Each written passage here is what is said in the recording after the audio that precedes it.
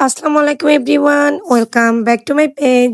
বরিশাল বিভাগের পটুয়াখালী জেলায় বাউফল উপজেলা অধীনস্থ প্রেস ক্লাবের আয়োজিত এই পল্লী মেলাটি বাউফলের মানুষদের মধ্যে এক ধরনের উচ্ছ্বাস তৈরি করেছে।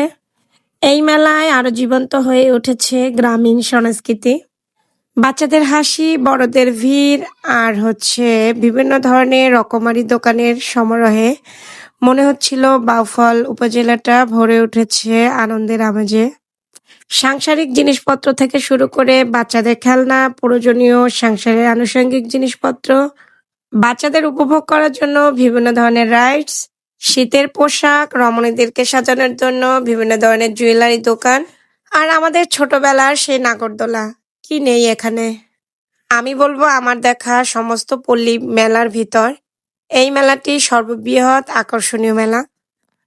বরিশাল বিভাগের বাণিজ্যিক মেলাগুলো যেভাবে সাজানো হয়, এই মেলা অনেকাংশে তার থেকে কম নয়।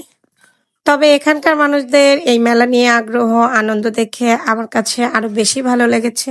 বন্দর বা উপজেলা ভিত্তিক মানুষের বিনোদনের মাধ্যম থাকে খুবই কম। আর এই মেলায় এন্ট্রির জন্য টিকিট ফি ছিল মাত্র 20 টাকা। আর বাচ্চাদের বিভিন্ন ধরনের রাইডস শেয়ার করতে টিকিট ফি ছিল মাত্র 30 টাকা। এখানে এসে আমরা ছোটখাটো একটা দুর্ঘটনার শিকার হয়েছিলাম।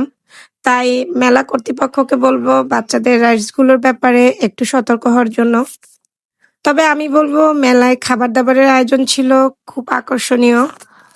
এই পল্লী মেলার প্রতিটি স্টল, প্রতিটি প্রোডাক্ট, খাবার, মানুষের চালচলন সবকিছুই আমাদের মনে করিয়ে দেয় গ্রামীণ সৌন্দর্য। এই ধরনের মেলাই অবশ্য গ্রামীণ সংস্কৃতিকে মানুষের মধ্যে বাঁচিয়ে রাখে। তবে নামে পল্লী মেলা হলেও শহরের বাণিজ্যিক মেলাগুলোর মতোই সাজানো হয়েছে। আমরা এখানে খাবার অর্ডার করেছিলাম ফুচকা, দই ফুচকা আর বার্গার। দই ফুচকাটা আমার কাছে পারফেক্ট মনে হয়েছে, আর বাকিগুলো মোটামুটি ঠিক ছিল। তবে সব থেকে আকর্ষণীয় ছিল এই টি স্টলটা। মানুষের আগ্রহের তালিকায় শীর্ষে ছিল এটি। এই তো ঘোরাফেরা, খাওয়া দাওয়া সবাইকে নিয়ে আনন্দ করে আজকের ভিডিও এখানেই শেষ। সবাই ভালো থাকবেন, আমাদের জন্য দোয়া করবেন। আল্লাহ হাফেজ।